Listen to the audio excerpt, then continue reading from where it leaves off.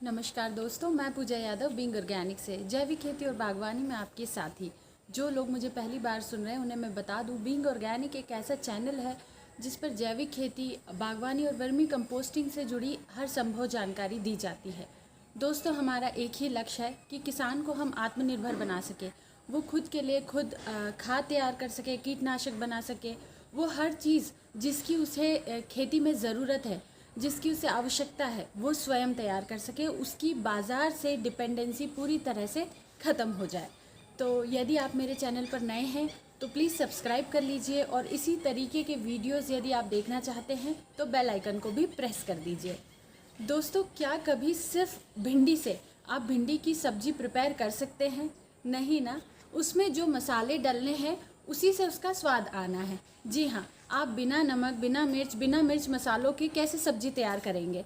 या हमारी बॉडी में प्रोटीन तो भरपूर मात्रा में है, लेकिन दूसरे जितने भी आवश्यक जो भी चीज़ें हैं वो हमें कमी है। फॉर एग्ज़ाम्पल, विटामिन सी की कमी है, विटामिन बी की कमी है, किसी भी विटामिन की हमें कमी है, तो क्या हम एक हेल्दी लाइफ जी सकते हैं? नहीं। तो सेम चीज़ फसल पर भी अप्लाई होती है, सेम चीज़ पेड़ पौधों पर भी अप्लाई होती है। हम उनमें भर भर के खाद तो डाल देते हैं, चाहे आप रासायनिक खाद डाल रहे हो, डीएपी, यूरिया, या चाहे हम जैविक खाद डाल रहे हो। तो क्या सिर्फ खाद डाल देने से उनकी पूर्ति हो जाती है? नहीं।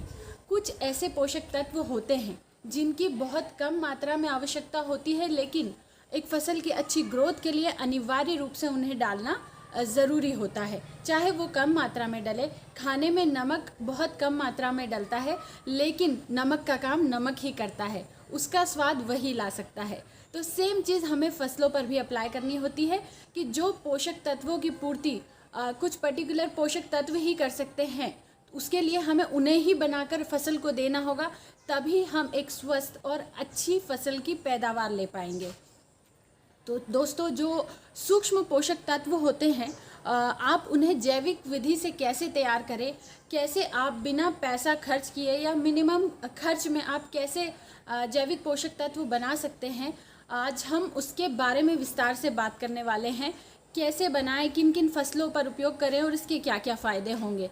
दोस्तों, वैसे तो बाज़ार में आप पैसा देकर जो ग्रोथ बूस्टर स्प्रेज लाते हैं वो एक तरीके से माइक्रो न्यूट्रिएंट्स ही होते हैं, लेकिन उसके लिए आपको बहुत सारा पैसा खर्च करना होता है और एक तरीके से उनमें जहर भी मिला हुआ होता है। तो क्यों ना हम इसे कम खर्च में और बहुत अच्छी क्वालिटी के साथ में घर पर तैयार करें।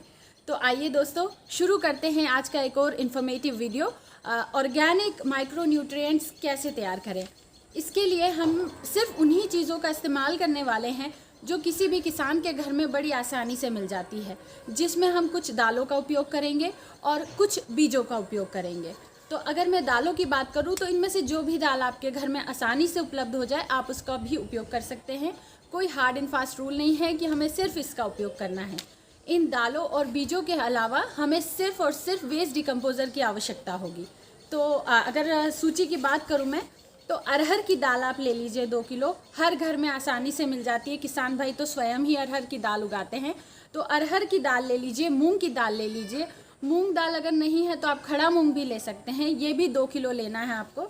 उड़द दाल आप ले लीजिए और साथ में मक्का का आटा ले लीजिए। सारी चीज़ें 2-2 किलो लेनी है आपको। ये जो मैं आपको एक लेवल बता रही हूँ, ये 1 एकड़ की फसल पर स्प्रे करने के लिए बता रही हूँ। जो क्वांटिटी मैं आपके साथ में शेयर कर रही हूँ ये 1 एकड़ के लिए है। तो सबसे पहली चीज़ हो गई अरहर की दाल 2 किलो, मूंग की दाल या खड़ा मूंग आपके पास हो तो वो भी आप 2 किलो ले सकते हैं। उड़द दाल ले लीजिए 2 किलो और 2 किलो मक्का का आटा ले लीजिए। इसके अलावा हम कुछ ऐसे बीजों का इस्तेमाल करने वाले हैं जिनमें तेल होता है, अच्छी खासी मात्रा में तेल होता है। तो बीज में आप सरसों के बीज ले लीजिए। सरसों के बीज अगर आपके पास नहीं भी हैं तो आप सरसों की खली ले सकते हैं, वो आपको इजीली मिल जाएगी। इसके अलावा आप सूरजमुखी के बीज ले लीजिए, तिल्ली के बीज ले लीजिए, तिल्ली जो हम खाने में इस्तेमाल करते हैं, तिल्ली के बीज ले लीजिए और मूंगफली के बीज ले लीजिए। ये जो बीज मैं आपको बता रही हूँ, ये इनमें भरपूर मात्रा में तेल उपस्थित होता है, जो कि हमारे पोषक तत्वों के पूर्ति में बहुत इम्पॉर्टेंट रोल प्ले करने वाला है। ये सब चीज़ें आप थोड़ी थोड़ी मात्रा में ले लीजिए। 1-1 किलो भी अगर होंगे तो भी चलेगा, और अगर 2-2 किलो लेते हैं तो इट्स वेल एंड गुड। इसके अलावा हमें लगने वाला है 100 litre waste decomposer. Waste decomposer भी आप बड़ी आसानी से बना सकते हैं। इसकी प्रॉपर विधि मैं आपके साथ में अपने चैनल पर शेयर कर चुकी हूँ। यदि आपको नहीं पता है कि कैसे प्रिपेयर करना है वेस्ट डिकम्पोज़र, तो आई बटन में मैं उसका लिंक दूंगी, आप वहाँ से जाकर देख सकते हैं। तो दोस्तों, ये तो बात हो गई सारी चीज़ों की। इसके अलावा कुछ एक्सटर्नल चीज़ें भी हम इसमें डालने वाले हैं जो कि आयरन और दूसरी चीज़ों की पूर्ति करेगी। इसके अलावा आपको लगने वाला है लोहे की 10 कीले। किसी भी हार्डवेयर की दुकान में घर में आसानी से मिल जाती है। 10 कीले ले लेनी है आपको लोहे की। कॉपर का बर्तन या पीतल का तार। कॉपर का बर्तन आप, हमारे घर में लोटा नॉर्मली मिल जाता है, आप वो डाल सकते हैं। पीतल का तार भी डाल सकते हैं। और यदि आपके पास जिंक की राख उपलब्ध है, यदि उपलब्ध है तो 50 ग्राम वो राख भी आप ले लीजिए। नहीं भी है तो कोई समस्या नहीं है, ऑप्शनल है।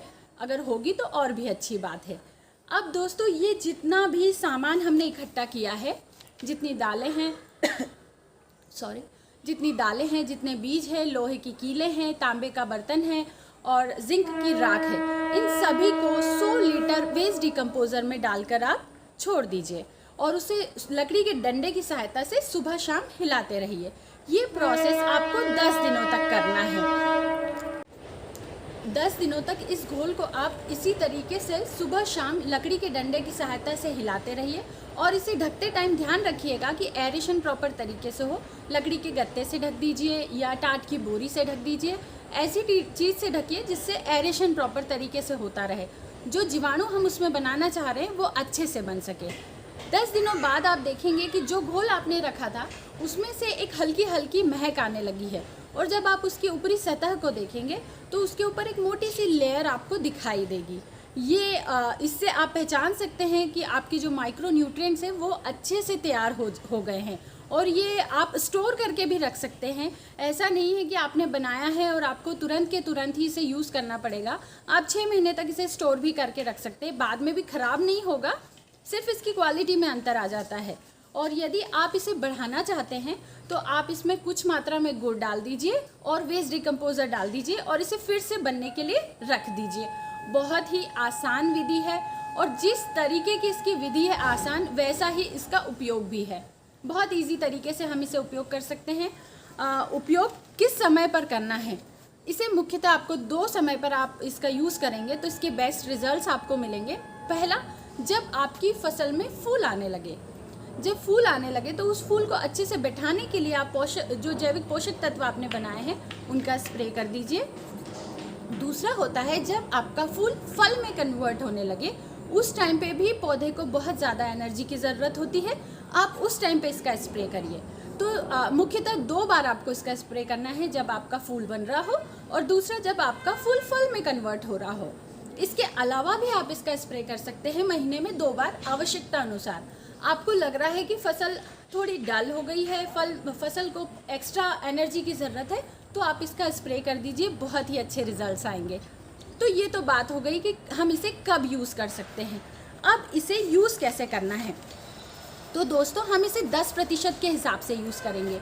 10% से मेरा मतलब है 1 लीटर आप माइक्रो न्यूट्रिएंट्स का घोल ले लीजिए, 4 लीटर आप उसमें वेस्ट डिकम्पोज़र ले लीजिए और 10 लीटर पानी ले लीजिए। इस तरीके से आपका जो 15 लीटर का पंप है आप उसे तैयार कर दीजिए और स्प्रे कर दीजिए। जी हाँ, 1 लीटर आपको माइक्रो न्यूट्रिएंट्स का घोल लेना है, 4 लीटर वेस्ट डिकम्पोज़र लेना है और 10 लीटर पानी लेकर इसका स्प्रे करना है। स्प्रे करते समय हमेशा ध्यान दीजिएगा, या तो आप सुबह जल्दी के समय करें या तो शाम के समय करें।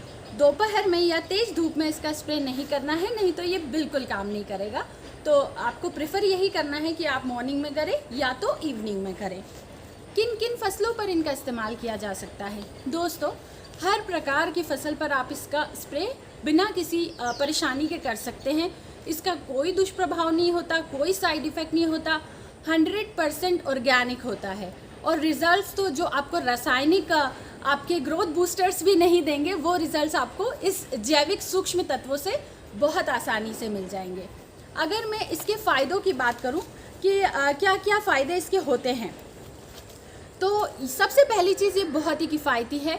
किसान की जेब पर किसी भी तरीके का बोझ नहीं आएगा, बहुत सस्ते में आप बहुत अच्छी चीज़ बनाकर बाहर हो जाएंगे। और जो फसल का आकार है, जो फलों का आकार है, जो चमक है, जो स्वाद है, उसमें भी वृद्धि होगी। आपका जो फल का आकार है वो बढ़कर आएगा, उसकी चमक भी अलग ही होगी। और फसल में हमेशा हरापन बना रहेगा, जो नॉर्मली पोषक तत्वों की कमी के कारण पौधों में रोग लग जाते हैं, क्योंकि कोई भी चीज़ अगर कमज़ोर होगी तो उस पर कीटों का या बीमारियों का प्रकोप जल्दी होगा। तो इसके कारण आपका पौधा हेल्दी है, उसमें हरापन बना हुआ है, तो कीटों का प्रकोप भी ना के बराबर होगा। और इसकी जो स्मेल होती है दोस्तों, उससे आपके मित्र कीट आकर्षित होते हैं और जो शत्रु कीट होते हैं वो दूर चले जाते हैं। तो इसका एक फ़ायदा ये भी होता है कि आपके जो शत्रु कीट हैं वो ज़्यादा से ज़्यादा आपकी फसल से दूर रहेंगे। तो इन शॉर्ट ये बहुत ही अच्छा और किफ़ायती ग्रोथ बूस्टर है, जिसे आप कम दाम में बहुत आसानी से अपने घरों में बना सकते हैं। मैं उम्मीद कर रही हूँ दोस्तों कि आप जो अगली फसल लेंगे उसमें आप इसका उपयोग ज़रूर करेंगे, चाहे आप गेहूं की ले, धान की ले, या किसी भी सब्जी या दलहनी तिलहनी सब्जी फसलों की ले, किसी भी चीज़ की लीजिए। आप एक बार इसका उपयोग करके देखिए, एक साइकिल में इसका यूज़ करके देखिए। नेक्स्ट टाइम मुझे इंसिस्ट ही नहीं करना होगा कि आप इसका स्प्रे करो, आप खुद ब खुद इसकी ओर टर्न हो जाएंगे। तो दोस्तों, उम्मीद कर रही हूँ कि आपको ये वीडियो यूज़फुल लगा हो, ये आपकी आने वाली फसल में काम आएगा। अगर आपको ऐसा लगता है यूज़फुल है तो किसान भाइयों तक प्लीज़ इसे ज़रूर पहुँचाइएगा। हमारा लक्ष्य ही है कि किसान को कम लागत में अच्छा उत्पादन मिले। तो अगली बार मिलते हैं इसी तरीके के एक और इन्फॉर्मेटिव वीडियो के साथ। तब तक के लिए अपना ध्यान रखिएगा और जैविक खेती में अपना योगदान ज़रूर दीजिएगा। धन्यवाद।